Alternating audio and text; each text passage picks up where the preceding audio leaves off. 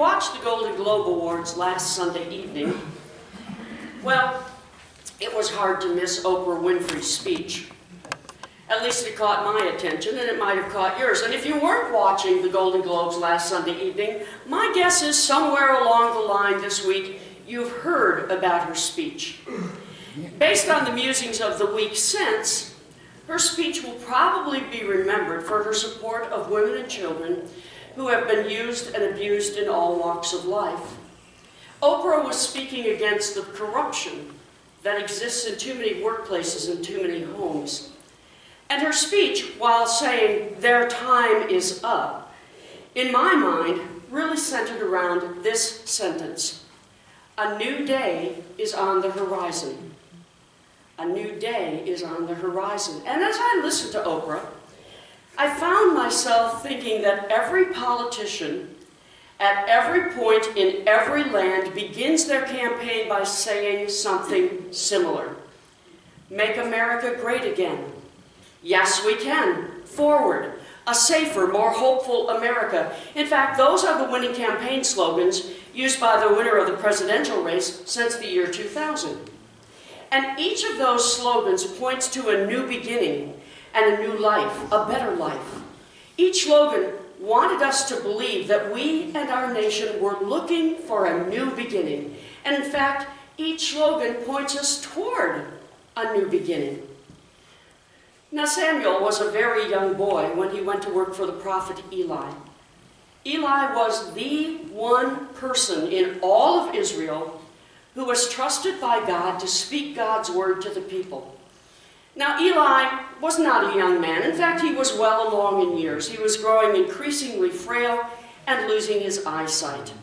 And as he aged, Eli depended more and more on Samuel to do the work of the priests in Shiloh. For in those days, Shiloh was the capital of Israel, and it stayed that capital until King David came along and moved it to Jerusalem. Now, during that time, the sons of prophets were heirs to the role of prophet when their father died. So Eli's sons were destined to become the next great prophets, the next leaders of faith in Shiloh and all of Israel, the next voice of God to the people. But the problem is, Eli's sons were kind of rotten human beings. And they were even worse priests. They kept corrupting the worship space in Shiloh. They showed their contempt repeatedly for their role and for God. During sacrifices, all of the best cuts of meat were to be given to God, the fat and all of the good stuff. But instead, Eli's sons would come in, and before anything got put on the fire, they'd choose all the best stuff for themselves. They put themselves before God. Not only that, they had a habit of abusing the women who stood at the gates of the temple. They were vain, selfish men who had absolutely no regard for God or others. So one night, as Samuel lay in the tent by the ark of the Lord, he heard God call to him, and he said, "Here I am." And he ran to Eli, only to discover Eli had not called to him, and this happened twice more. And finally, on the third time, when Samuel woke Eli up, asking, "What do you want?" Eli figured it out, put the pieces together, and said, "Oh, that's the voice of God." So when God calls again, Samuel was to do everything God told him to do. Now, when this passage usually makes its way into a sermon, pastors, including me, talk about the importance of being called by God. And that call of God will come to each of us as a voice in our hearts, a voice we can hear with our ears, or a voice of someone else speaking. And the idea is when God calls, we should say, "Here I am." And then at the end of the service, we always put the good old 593, "Here I am," and we watch to see who breaks into tears, because those are the people we're going to tap for ordained ministry. It's true. Absolutely true.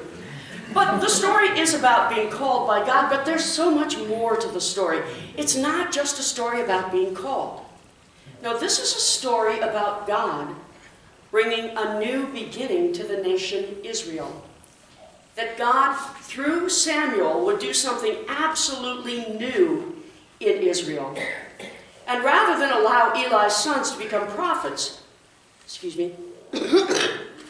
God was going to put Samuel into the role of prophet. And God, through Samuel, was going to lead the nation in a completely brand new direction. Now, throughout the Hebrew Scriptures, God called the people of Israel to brand new directions, to new beginnings. God called Abraham to a new beginning. Pack up your stuff, move 1,000 miles away, and start over. Joseph was called by God to invite Israel to a new beginning in Egypt. Moses was called by God to ask the people to come to a new beginning as they left Egypt. And then God told Joshua to lead the people in another new beginning as they crossed into the promised land. After Joshua, God called judge after judge after judge after judge to lead the people in another new beginning, after another new beginning, after another new beginning. And finally, Samuel the prophet was called to lead the people into a new beginning where they would be ruled by kings. Now, each new beginning for the people of Israel involved change and it involved risk. Each new beginning involves social upheaval as people move from one land to another, one way of life to another, from peace into war and war back into peace, from local rule to centralized rule and centralized rule back to local rule. Each new beginning required the people to trust God as they opened their hearts and they opened their lives to change. Each new beginning required the people to struggle with change until they could recognize God's presence in the midst of all that change. Well, the people of this congregation and our leaders have been open to following God's call to new beginnings. We embarked on a new beginning when Wesley and St. Paul congregations merged to become Lakeshore 7 years ago. We started another new beginning when Camino de Fe and Mi Pueblo, the Hispanic ministries, were begun. We started another new beginning when we moved from 2 church buildings into 1. And we started another new beginning when we merged Lakeshore and Emmanuel Church in 2 Rivers into 1. The people of Lakeshore and our leaders have been willing to listen to God and start new beginnings an amazing number of times. And I have to tell you, in my experience, which is not vast, but I've been around for a while, this congregation is absolutely extraordinary in our willingness and our ability to undertake new beginnings. Churches are not known for change. Churches are not known for being willing to listen to God and have another new beginning. Yet this congregation has been willing time and again to listen to God, to embrace the change, to embrace the risk, to embrace the fear, to embrace the excitement, and follow God into yet another new beginning. It's extraordinary. And we are blessed to be part of a congregation that is willing to listen to God and begin again. And let's face it, we know that at times new beginnings are not easy. New beginnings require us to trust God and to be open to the new adventure to which God is calling us. And new beginnings involve struggle, they involve sorrow, they involve joy. But here's the real deal. We know we are being called by God to a new beginning when we feel excitement and fear in equal measure. We know we are being called by God to a new beginning when we feel excitement and fear in equal measure. Now, friends, I do not know what God is calling us to do next. Excuse me. But I do know, and I believe with all of my heart, that God is calling us to another new beginning. And because I believe that is so, it is time for us to once again look around, to look at the demographics of our congregation and the demographics of our community. Who are we and who are the people around us in our communities? It is time for us to look again at the effectiveness of our programs and our ministries. are our programs and our ministries using our resources in ways that fulfill our mission? And if you remember the mission, say it with me, which is to expand our ministries to Manitowoc County and beyond, making new disciples of Jesus Christ for the transformation of the world. Oh, I've got to start repeating that one again. May as well memorize it between now and next week, because you know you're going to hear it until you do.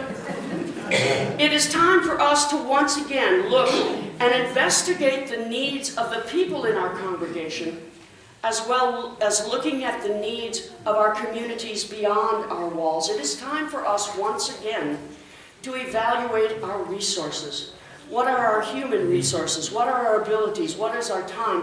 What are our financial resources? What has God given us to work with to do ministry in the name of God?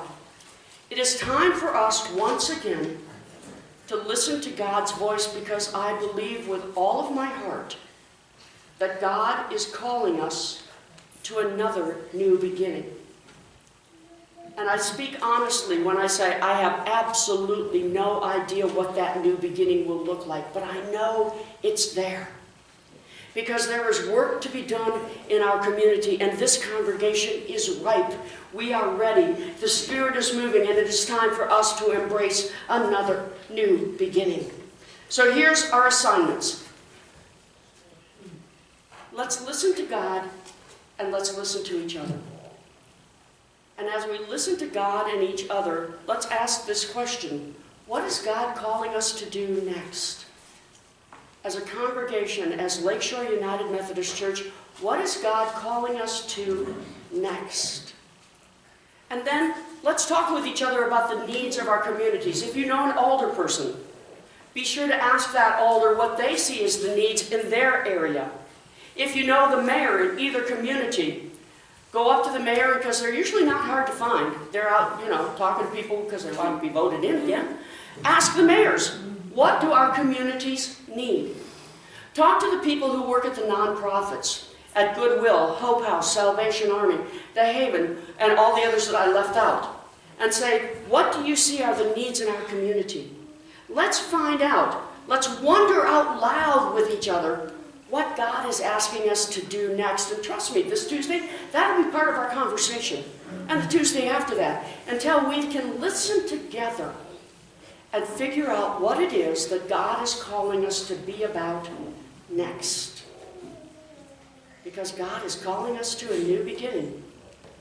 It's up to us to listen to see what that new beginning is. Now, there's speculation about whether Oprah Winfrey is thinking about campaigning for the presidency in 2020. And I don't know if she will or if she won't, and I don't know if that would be a good thing or if it wouldn't. But we can be assured that in 2018, it's this year, that this year, we are going to begin to hear slogans inviting us all to another new beginning. I don't know what the nation will choose to do. I don't know what new beginning we'll try to follow. But I pray, and I ask you to join me in praying, that we at Lakeshore will listen to God's voice as we anticipate another new beginning. Amen. Amen.